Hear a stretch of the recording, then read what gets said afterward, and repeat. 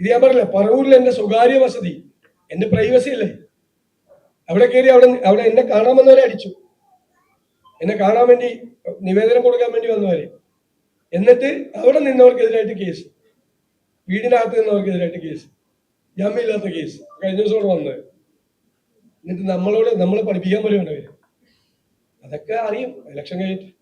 ആരോഗ്യ മേഖല വെന്റിലേറ്ററിലാണ് എന്ന ഞങ്ങളുടെ ആരോപണം ശരിവെക്കുന്ന തരത്തിലാണ് ഓരോ ദിവസവും നടക്കുന്ന സംഭവങ്ങൾ.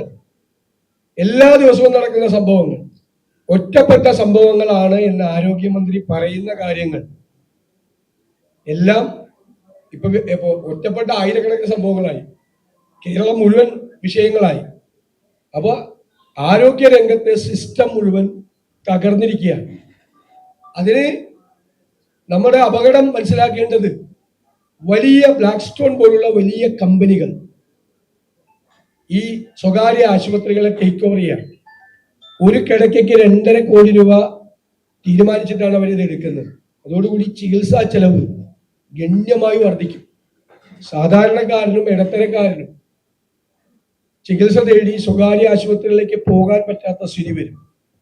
അപ്പോൾ നമ്മുടെ പൊതു ആരോഗ്യ സംവിധാനം തകരാതെ നിർത്തേണ്ടത് ഗവൺമെന്റിന്റെ ചുമതലയാണ്. ആ പൊതു ആരോഗ്യ സംവിധാനം ഏറ്റവും ഭംഗിയാക്കി നിർത്താൻ വേണ്ടിയിട്ടാണ് ഞങ്ങൾ ആരോഗ്യ കോൺക്ലേവ് നടത്തി 300-ലധികം ഡോക്ടർമാരെ പങ്കെടുപ്പിച്ച് വലിയൊരു ഡോക്യുമെന്റ് ഞങ്ങൾ പ്രകാശനം ചെയ്തിരിക്കുന്നത്. UDF സർക്കാർ വരുമ്പോൾ ആരോഗ്യ രംഗത്ത് സമഗ്രമായ മാറ്റം, പൊതു ആരോഗ്യ രംഗത്ത് സമഗ്രമായ മാറ്റം ഉണ്ടാകും. ഏത് സ്വകാര്യ മേഖലയോടും പിടിച്ചു നിൽക്കാൻ പറ്റുന്ന തരത്തിൽ സാധാരണക്കാരന് പ്രാപ്യമായ സംവിധാനങ്ങൾ ഉണ്ടാക്കും. അക്കാര്യത്തിൽ യാതൊരു സംശയമില്ല.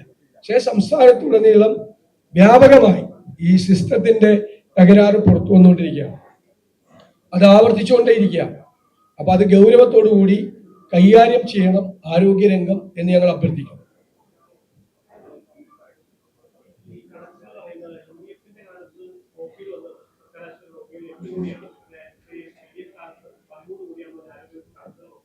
അല്ല, അത് ഞാൻ ചെയ്യട്ടെ. ഞാൻ 2001 MLA ആയിരിക്കുമ്പോൾ എന്റെ നിയോജക മണ്ഡലത്തിലെ താലൂക്ക് ആശുപത്രിയിൽ 300 പേരേ ഉള്ളൂ OP-യിൽ വന്നിരുന്നത്. ഇപ്പൊ 1800 പേരാണ് ഒരു ദിവസം OP-യിൽ വന്നത്. അതെന്തുകൊണ്ടാന്ന് വെച്ചാൽ പല കാര്യങ്ങൾ കൊണ്ട്, ഇപ്പൊ MLA-യുടെ ഫണ്ട് കൊണ്ട്, മറ്റു ഫണ്ട് കൊണ്ടൊക്കെ ഇൻഫ്രാസ്ട്രക്ചർ ഡെവലപ്മെന്റ് ഉണ്ടായി. 1. 2, സാധാരണക്കാരന് സ്വകാര്യ ചികിത്സ പ്രാപ്യമല്ലാത്ത രീതിയിലേക്ക് വന്നു. അപ്പോ കഴിഞ്ഞ 10 വർഷം കൊണ്ട് എന്ത് ഡെവലപ്മെന്റ് ആണ് ഇതിനകത്ത് ഉണ്ടായത്? പല സ്ഥലത്തും ആളില്ല, ഡോക്ടർമാരില്ല. ഇപ്പൊ ഉദാഹരണം പറയാം, തിരുവനന്തപുരത്തെ പുതിയ മെഡിക്കൽ കോളേജിന് വേണ്ടി കെട്ടിടം പണി പൂർത്തിയാക്കി എത്ര വർഷമായി, അവിടെ ഒന്നും ചെയ്തിട്ടില്ല. അതേ അവസരത്തിൽ 3 കിലോമീറ്റർ അപ്പുറമുള്ള തിരുവനന്തപുരം മെഡിക്കൽ കോളേജിൽ ഒരു ബെഡിൽ 3 പേര് കിടക്കുകയാണ്. ഇവിടെ ഒരു കെട്ടിട നിർമ്മാണം പൂർത്തിയാക്കിയതാണ്. ആ നിർമ്മാണം പൂർത്തിയാക്കിയിട്ട് അവിടെ ഒന്നും ചെയ്യുന്നില്ല. ഇപ്പൊ കുറെ സ്ഥലത്ത് എക്യുപ്മെന്റ്സ് ഉണ്ട്, എക്സ്റേ ഉണ്ട്, ടെക്നീഷ്യൻ ഇല്ല, കാത്ത് ലാബ് ഉണ്ട്, ആളില്ല. ഇതാണ് സ്ഥിതി പല സ്ഥലത്തും. അപ്പോ ഗവൺമെന്റ് ഇപ്പോ കാസർഗോഡ്, വയനാട് മെഡിക്കൽ കോളേജുകളിൽ സാധാരണ നമ്മൾ താലൂക്ക് ആശുപത്രിയിൽ നിന്നും ജില്ലാ ആശുപത്രിയിൽ നിന്നും റെഫറൻസ് മെഡിക്കൽ കോളേജിലേക്കാണ് അയക്കുന്നത്. ഈ 2-3 മെഡിക്കൽ കോളേജുകളിൽ ചെന്ന് കഴിഞ്ഞാൽ റിവേഴ്സ് റെഫറൻസ് ആണ്, താലൂക്ക് ആശുപത്രിയിലേക്കും ജില്ലാ ആശുപത്രിയിലേക്കും പേഷ്യന്റിനെ അയക്കുകയാണ്. ആ സ്ഥിതിയിലേക്ക് പോവുകയാണ്. 10 കൊല്ലം മുമ്പ് ഉണ്ടാക്കിയ മെഡിക്കൽ കോളേജുകളാണ്. 10 കൊല്ലം കൊണ്ട് ഒരു മാറ്റം ഉണ്ടായിട്ടില്ലേ? എല്ലാ മെഡിക്കൽ കോളേജുകളുടെയും പരിതാപകരമായ സ്ഥിതിയാണ്. പല മെഡിക്കൽ കോളേജുകളിലെയും കുട്ടികൾ പോയി താലൂക്ക് ആശുപത്രിയിലാണ് പ്രാക്ടീസ് ചെയ്യുന്നത്, പഠിക്കുന്നത്. ആ സ്ഥിതിയിലേക്ക് എത്തിച്ചു. ഇവർ ഒരു മാറ്റവും ഉണ്ടാക്കിയില്ല എന്നതാണ്, ശ്രദ്ധിച്ചില്ല ഈ മേഖലയെ. വാചകടി മാത്രമായിരുന്നു. അതാണ് സംഭവം. തിരുവനന്തപുരത്ത് ആരോഗ്യമന്ത്രിയുടെ വീട്ടിലേക്ക് യൂത്ത് കോൺഗ്രസിന്റെ സമരം ഉണ്ടായിരുന്നു. റീത്ത് വെച്ചുള്ള ആ സമരത്തിന് പിന്നിൽ പ്രതിപക്ഷ നേതാവാണ് എന്നാണ് മന്ത്രിമാരടക്കം ഇപ്പോൾ ആരോപിക്കുന്നത്.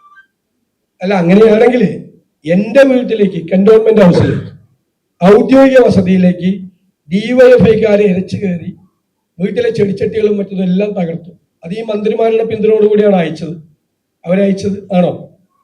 എന്റെ പറവൂരിലുള്ള എന്റെ സ്വകാര്യ വസതിയിലേക്ക് 30 പേര് വന്നു, DYFIക്കാർ വന്നു, ബഹളം ഉണ്ടാക്കി, വീട് അവിടെ നിന്നിരുന്നവരെ അടിച്ചു. എന്നിട്ട് അവിടെ എന്റെ വീടിന്റെ അകത്ത്, ഗേറ്റിന്റെ അകത്ത് നിന്നിരുന്നവർക്കെതിരായിട്ട് നോൺ ബെയിലബിൾ ഒഫൻസ് എടുത്തു. ആക്രമിച്ചവർക്കെതിരായിട്ട് കേസില്ല. ഞങ്ങളുടെ പരിപാടിയൊന്നുമല്ല സാധാരണ റീത്ത് വയ്ക്കല്. റീത്ത് പയ്യന്നൂരിൽ റീത്ത് വെച്ചത് ആരാ? ആ റീത്ത് വെച്ചതിന്റെ അർത്ഥം എന്താ? കൊല്ലുമെന്നാണ്. നിന്നെ ഞങ്ങൾ കൊല്ലും. എം.എൻ. വിജയൻ മാഷിന്റെ മോന്റെ മുമ്പിൽ റീത്ത് വെച്ചത്. ഞങ്ങളുടെ രീതിയല്ല, ദാസന്മാരുടെ രീതിയല്ല. പിന്നെ എനിക്കിതല്ലല്ലോ ജോലി. മന്ത്രിമാരുടെ വീട്ടിൽ കൊണ്ട് റീത്ത് വയ്ക്കാൻ പറയലല്ലോ ജോലി. അപ്പൊ ഈ ചോദ്യത്തിന് കൂടി എന്റെ വീട്ടിലേക്ക് ആളുകളെ പറഞ്ഞു വിട്ട് തല്ലി തകർത്തത് മന്ത്രിമാരാണെന്ന് കൂടി മറുപടി പറഞ്ഞാൽ മതി. ഈ റീത്ത് വെച്ചുള്ള സമരത്തോട് യോജിപ്പില്ല. അല്ല, അങ്ങനെയൊന്നും ഞാൻ മന്ത്രിമാരുടെ വസതിക്കകത്തേക്ക് കയറുന്നതിനോടൊന്നും എനിക്ക് യോജിപ്പുള്ള ആളാണ്. ആ മന്ത്രിമാരുടെ വീടിനകത്ത് കയറുന്നതിനോട് യോജിപ്പുള്ള ആളല്ല. പക്ഷേ എന്റെ വീടിലേക്ക് അതിക്രമിച്ച് കയറിയവർക്കെതിരായിട്ട് കേസില്ല, കേസ് പോലും എടുത്തില്ല. എന്ത് നീതിയാണ്? കേരളത്തിലെ പ്രതിപക്ഷ നേതാവിന്റെ ഔദ്യോഗിക ഇതെടുക്കുമല്ലോ, കേസെടുക്കുമല്ലോ. പ്രതിപക്ഷ നേതാവിന്റെ ഔദ്യോഗിക വസതി ഗവൺമെന്റ് തന്നല്ലേ, ഔദ്യോഗിക വസതിയിൽ കയറി തല്ലി തകർത്ത് അക്രമം ഉണ്ടാക്കിയവർക്കെതിരെ കേസെടുത്തില്ല. മനസ്സിലായി? ഇത് ഞാൻ പറഞ്ഞില്ല, പറവൂരിൽ എന്റെ സ്വകാര്യ വസതി, എന്റെ പ്രൈവസി അല്ലേ, അവിടെ കയറി അവിടെ എന്നെ കാണാൻ വന്നവരെ അടിച്ചു. എന്നെ കാണാൻ വേണ്ടി നിവേദനം കൊടുക്കാൻ വേണ്ടി വന്നവരെ. എന്നിട്ട് അവിടെ നിന്നവർക്കെതിരായിട്ട് കേസ്, വീടിനകത്ത് നിന്നവർക്കെതിരായിട്ട് കേസ്, ജാമ്യമില്ലാത്ത കേസ് കഴിഞ്ഞ ദിവസം വന്നത്. എന്നിട്ട് നമ്മളെ പഠിപ്പിക്കാൻ പോലും വേണ്ടവര്. അതൊക്കെ അറിയും. ഇലക്ഷൻ കഴിഞ്ഞിട്ട്